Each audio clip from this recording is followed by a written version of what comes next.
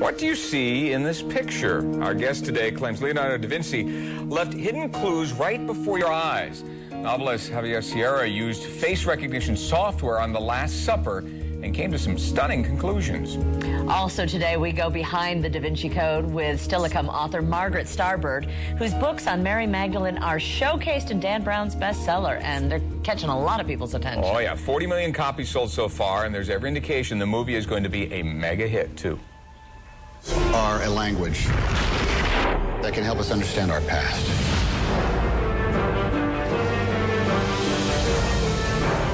Professor Langdon, the chief of police would like your assistance. I'm not sure how much help I'm going to be here this evening. Dear God. A murder that hides a message. He did this himself in his own blood? Is it possible? A code. This is a message. Your grandfather left you. He left us. Only he can break. Professor Harry. Demons, omens, codes, monks. Da Vinci. Wow. Interesting. Everybody's excited about that. Margaret, what about your books intrigued Dan Brown so much he included them in the Da Vinci Code? You know, I'm not really sure what triggered him, but he read them somewhere around 1998. And I think it was the idea that Jesus might possibly have been married and that the secret had been hidden or repressed for such a long time, almost 2,000 years. And not that just that Jesus was married, you say, to Mary Magdalene, but that there was a baby. Well, there's a possibility of a child, and that's a heresy that grew up in the Middle Ages and then was propagated in the Middle Ages and suppressed by the Inquisition. So how did you find out that you were in this mega book? Who told you?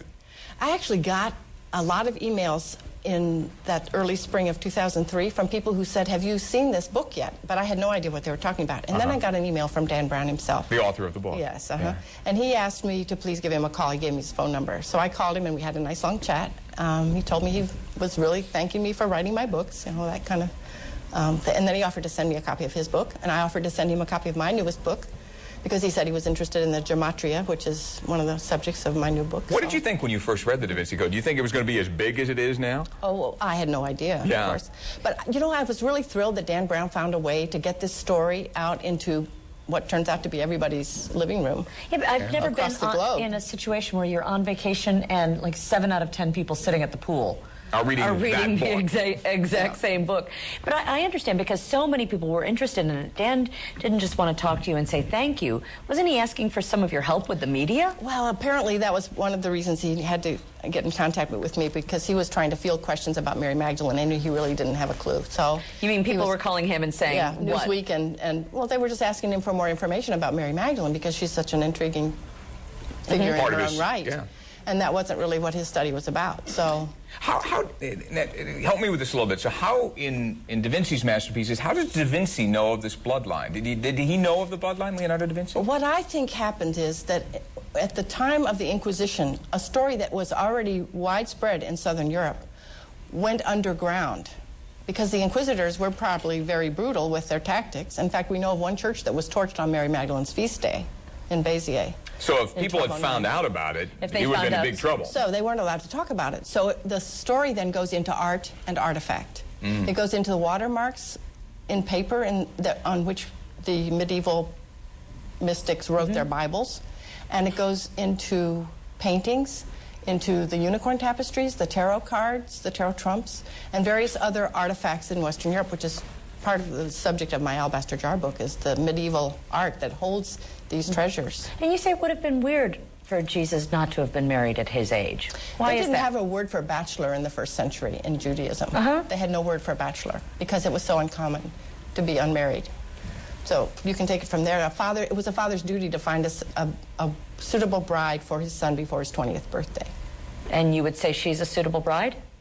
Well, who knows? I mean, we don't really know what the connection was. We just know that there was one. She is the most prominent female follower of Jesus. On 8 lists of women who follow Jesus, on 7 of those 8 lists, Mary Magdalene is mentioned first. Now, Javier, you use some high-tech software, which is very interesting, to uncover clues to Leonardo's views. And right here, we've got the painting of the Last Supper. Well, I have been researching for 3 years before writing my novel, The Secret Supper. And the discovery that pushed me to write my book was to realize that Leonardo da Vinci portrayed himself between the disciples of the Supper. Okay, so which one of these is Leonardo da Vinci, do Well, you it's think? quite easy to identify if you have his portrait in mind. I can see him. I can see him. Is this character here, is the second from the right, and you know, the interesting thing here is that he decided to portray himself between the disciples, but with his back to Jesus. Now, So you what is did the some- significance of him having his back turned Believe to me, Jesus?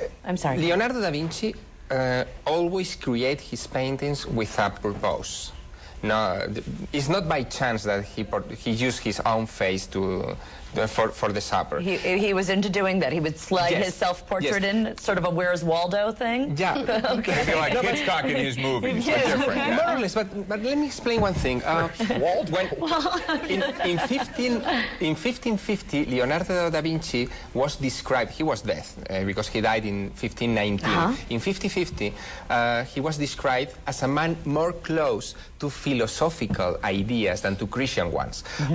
Kind of heretical man. So he's a heretic, Yes, basically. And all right. here he decided to portray himself more close to this character, is Simon, disciple Simon, that was created probably, is my guess, from a marble statue that was worshipped in Florence, and is the marble statue still preserved today in the Uffizi Gallery in the museum in Florence, of Plato. Okay, now wait a minute. So this, by face recognition, you were able to determine that the middle person there is Leonardo da Vinci. Do we have can we look at the two back to back, what they look like together? Yes. We tried to isolate that. Leonardo and that. There we go. That's it. That's a painting. Yes, the face recognition software what creates is... So that, for those who know, that's Leonardo's self-portrait on one side, That's and then it. what we have is the picture on the other side in the painting.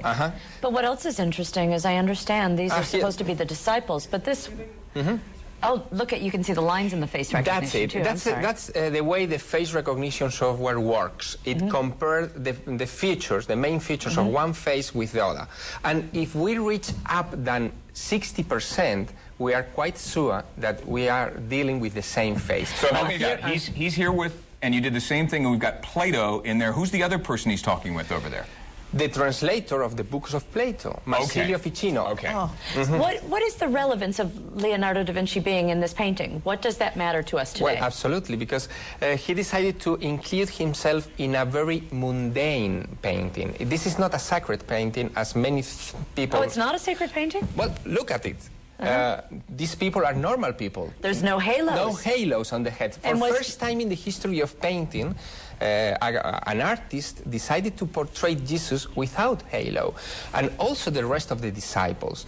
So he's trying to say us something, probably something regarding his private faith that was not the common faith of the time. He was not a good Christian, never. He was never invited to Rome by the Pope to paint in Rome, any fresco or But I any thought it was painting. supposed to be all of the men, but this one looks very feminine, this disciple here. That doesn't look like John, does For it, right sure it's there? a woman, for sure. But, Mary Magdalene, possibly? I don't know. Well, that's the problem.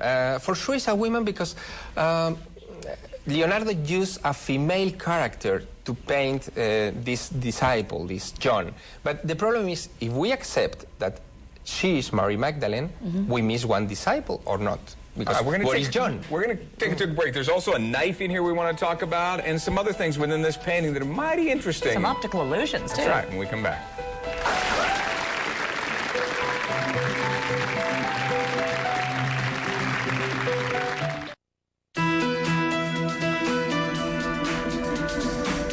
First, there was the best-selling book. Now the Da Vinci Code is expected to be a movie blockbuster. Leonardo da Vinci, long gone but hotter than ever, and he is popping up in the strangest places, even on footwear. Icon's out with a line of women's shoes inspired by Da Vinci's Mona Lisa. Would you wear those? I love those. Bizarre. Margaret Starboard's books, The Woman with the Alabaster Jar and The Goddess in the Gospels, are featured prominently in the Da Vinci Code, as is The Art of Da Vinci. Javier Sierra's novel, The Secret Supper, explores the clues in Da Vinci's masterpiece on the Last Supper. And there's an optical illusion in here of the Holy Grail. Is that right? Where is that? Well, you have to look between these tapestries. And the Holy Grail would be a chalice, for those who don't know. Right? Yes, it's here. Okay. Right here. You see the shape of the chalice? Well, it's like an optical illusion. It's difficult to say if Leonardo da Vinci tried to hide there the Grail. It's difficult, but what is obvious is that there is no Grail here in the place where it should be. Right. That's so the Grail should be right in front of Jesus, and it's not there. You know, this is a strange painting indeed, because it's the first time in the history of painting that Jesus is not consecrating the Eucharist. There is no holy bread, no host in the hands of Jesus, and no chalice. So what is he saying?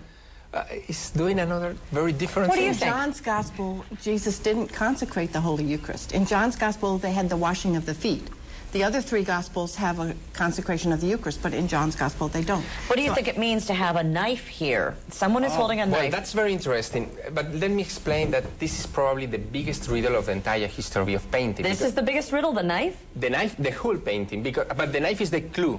Because, right here, okay. Yes, because it's there, yes. Because Jesus is announcing to the disciples, one of you will betray me. And you have, as a viewer, to find the traitor, to find Judas. But Chelsea, isn't that sort of what you were wondering, if it's about some betrayal? What were you thinking with that? Because I noticed that he was behind, so I was wondering if that represents like the backstabbing of Judas in the betrayal. Is that what that means? But he's not Judas. Who's that? That's The Peter. problem is that he's Peter. So this is Peter with the So knife? Peter, wait, Peter would represent the church, right? Yes, that's it. That's the game that Leonardo's probably play with this painting. Look at the faces. Now you're like, what do you think?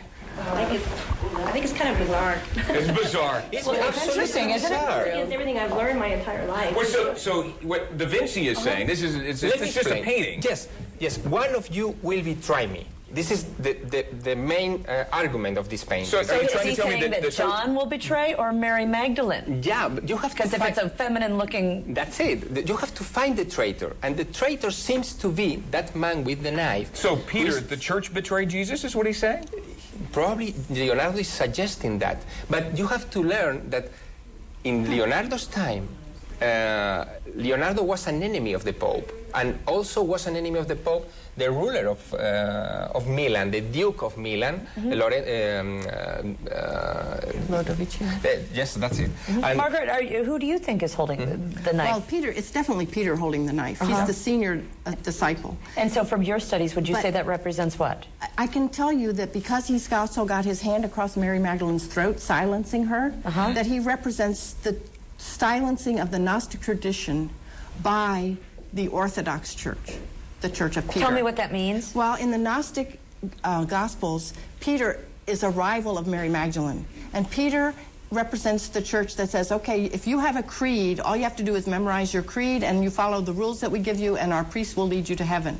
And Mary Magdalene's church is the church of mystical traditions that says, no, you encounter God on a daily journey walking in the Spirit. So he doesn't believe in that. And so it's a rivalry of the two different types of Christian experience. One is through the church, and the other is the direct union with God through prayer and through spiritual community. Sierra's on the line from Toledo. Go ahead, Sierra. Go ahead. Yeah, I was wondering how you know that it is a woman. How do you know that that is a Yeah, why? woman? And do you?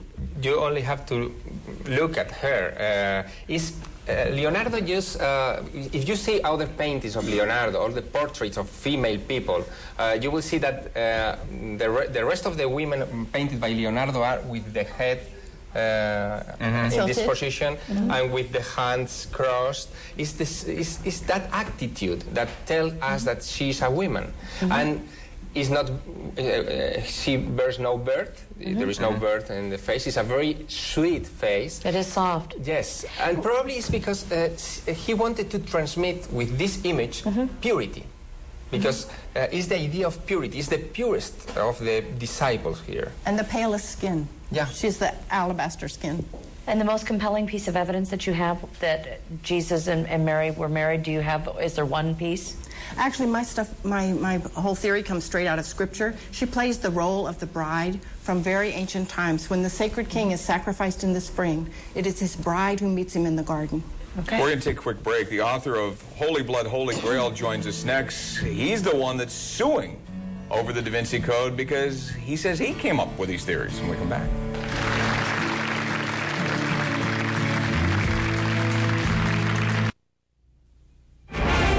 Sir Lee Teabing. Robert, a dramatic late-night arrival. What can an old cripple do for you?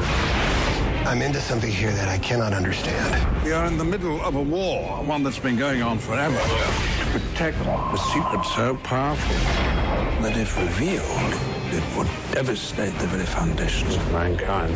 What are you talking about? You asked what would be worth killing for. Witness the biggest cover-up in human history.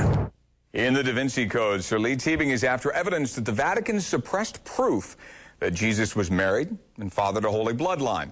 Teabing's character is partially inspired by 3 co-authors of Holy Blood, Holy Grail, a non-fiction work supporting the very same theory. Michael Bajan is one of the authors, and he's suing the publisher of the Da Vinci Code over copyright infringement. Michael, welcome. Thanks for being with us. Hi, Ken. It's really good to be with you. Let me ask you, how did Dan Brown, the author of the Da Vinci Code, use your name in the Da Vinci Code? Well, he said he used it as some kind of joke, I think. He was just playing, I think, with anagrams. Well, isn't Teabing's name your name if you mix up the letters? Is that the idea? It is, yes, that's true. So Bajan, Teabing, same letters. How about the other authors? Lee, for example, where did that come from? Well, Lee is my co-author's surname, Richard Lee. So we've got Lee Teabing. There's 2 of us there. That's 2 out of 3 is not bad. All right. And how about the third? Did they use him in any way? Not as far as I know. Unless there's something that I've missed. Let me ask you just on a money point of view, how is the Da Vinci Code, which is sold very well, done for the sales of the first book you did with the other 2 co-authors? Well, obviously, it's increased sales because the Da Vinci Code has put a lot of questions out there, and it's raised an awareness in the material that we were dealing with. So yes, certainly our sales have increased, but of course we would argue that he used our material to increase his sales. So I think we've probably benefited each other. So why the lawsuit then? What's the reason for that? Well, what does a writer own but his or her intellectual property? And so when I first saw the Da Vinci Code, which was before it was published in England, I have to say, I thought that our intellectual property had been unfairly appropriated and used without credit and used without license. And so we felt we had no alternative but to seek redress. We didn't think we would be ending up in court, but that's the way it panned out. Now, Da Vinci Code's been out since 2003, yet the lawsuit was just filed. Any reason you waited 3 years? No, we filed the lawsuit probably 2.5 years ago, maybe even longer. It just takes a long, long time for these processes to grind their way to a conclusion. For those that are not familiar with the Da Vinci Code and your book, Holy Blood, Holy Grail, what's the essence of your claim in your nonfiction book? Was it that Jesus and Mary had gotten together and fathered a child? He had fathered a child? Well, that was part of it, but the important part of the distinctiveness of Holy Blood was allying the Grail legends to the marriage of Jesus and Mary Magdalene and the bloodline. Our argument was that the Grail was a very complex symbol, and one of the things that symbolized was this idea of the child, this idea of the continuation of the bloodline, the line of David. And so the Grail represented the Magdalene's womb. It was a person. That was our main contribution, I think. Now, a lot of folks in the Da Vinci Code, it's claimed as fiction. A lot of folks obviously disagree with you. What is the basis of the claim? I know Holy Blood, Holy Grail is a long analysis of it, but the basis that in fact, he may have fathered a child. Well, I think to really answer this, we've got to look at the background. The 2nd century AD, there was a lot of Jesus' memories starting to be written down. They weren't written prior to this time because there was an oral tradition, and the sacred texts were the Old Testament. But once the Jesus traditions started being written down, some very interesting material appeared. And one thing that struck me and my colleagues was that Jesus had a very easy relationship with the women members of his followers, of his entourage, and he also seemed to have a very, very close relationship with Mary Magdalene. And I think that it's very plausible that he was married to Mary Magdalene. We argued this 25 years ago, and I see no reason now to change my approach on this. I think it's plausible. I think it's it's probably correct. But of course, in my new book, The Jesus Papers, I've brought this research up to date. I didn't just stop researching the moment we finished Holy Blood. So the new book is really 25 years plus. Let's talk about the Jesus Papers for a moment. What are, in actuality, the Jesus Papers? Well, there are some documents I've seen. I mean, the Jesus Papers is a book where I take the reader on a journey to discover the historical Jesus. And the background to the book is this clandestine antiquities market where there's a lot of documents out there. It's a real treasure trove. And we have to remember that the Dead Sea Scrolls came out of this particular market. The Nag Hammadi texts came out of this market. So we have to take it seriously. And one set of texts that I've seen are two papyri texts, perhaps two parts of the single text, written in Aramaic. And what they are, they're written by a fellow calling himself the Messiah of the children of Israel. And he's replying to what seems to be a charge levied to him by the Sanhedrin. And he's saying, no, I'm not saying I'm God. I'm saying I'm filled with the Spirit of God. And I think this in some way probably relates to that curious incident in John 10:33-35, where a similar incident seems to be described. It's interesting. In this book, and I've just finished it yesterday, probably one of the biggest claims, we're going to take a quick break, is that you speculate that the crucifixion itself may be one of the greatest cover-ups in history. So when we come back, I want to talk about how you think it may have been faked and who actually did it when we come back.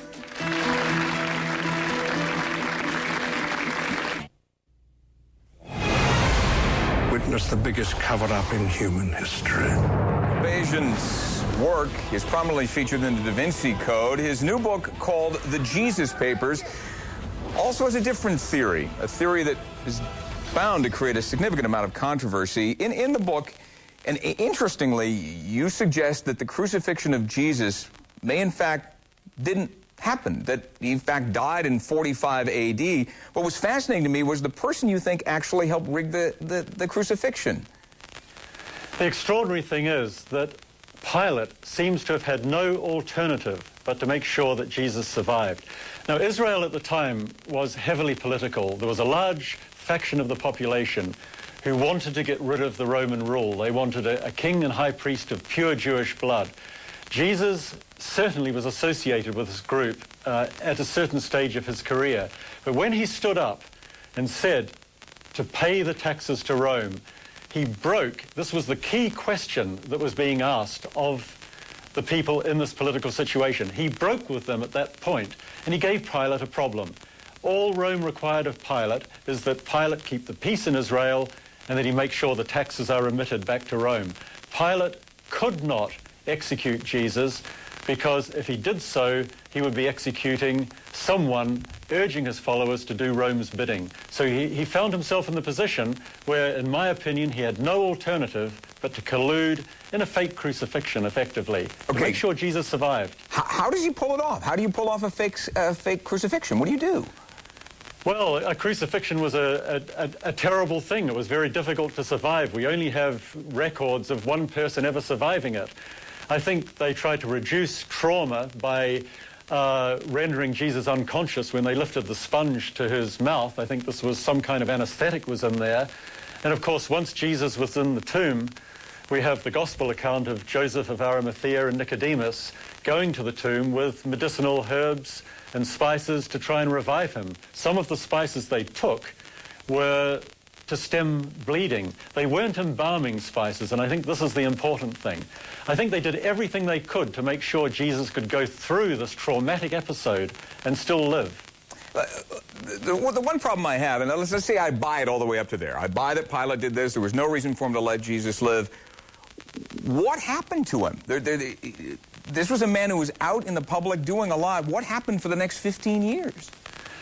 Well, this is another part in my book. I find that the spiritual side of Jesus is not found in the teachings in Judea and Galilee at the time. And I started looking at the very dynamic and very mystical Jewish community in Egypt at the same time. And I think Jesus truly went to Egypt to learn, as is stated in one of the Gospels. And I think that that's the obvious place of refuge for him after the crucifixion. They wanted to get him out of the scene because the zealots, the political faction in Israel, were starting to foment trouble. Was there any evidence from Egypt that he was there? Anything that you were able to read? The evidence in the context of the New Testament is very sparse, as I'm sure you know. I mean, as a historian, I like evidence that I can hold in my hand. What can we hold in our hand that is absolutely, truly from the time of Jesus in the New Testament? There's nothing. There's nothing until probably the late 2nd century. Well, it's fascinating work. It's bound to create some controversy, as I'm sure you know. Michael, it's been wonderful talking with you. Thank you. Great pleasure, Tim. All right, just see, anybody buy? Do you buy this? Do you believe this? No. Everybody's shaking their head. Brian, what do you think? What do you think, Brian? Well, I don't think it's true, because like in the Bible it says that he couldn't fake his crucifixion all, because like he died on the cross for us to save our sins and all. So you're buying that as a Christian. What do you think, Ashley? The same, pretty much the same thing. Yeah. You just don't buy it? I don't. No. I know there are a few people who do. I saw there's one who does, but you're saying no.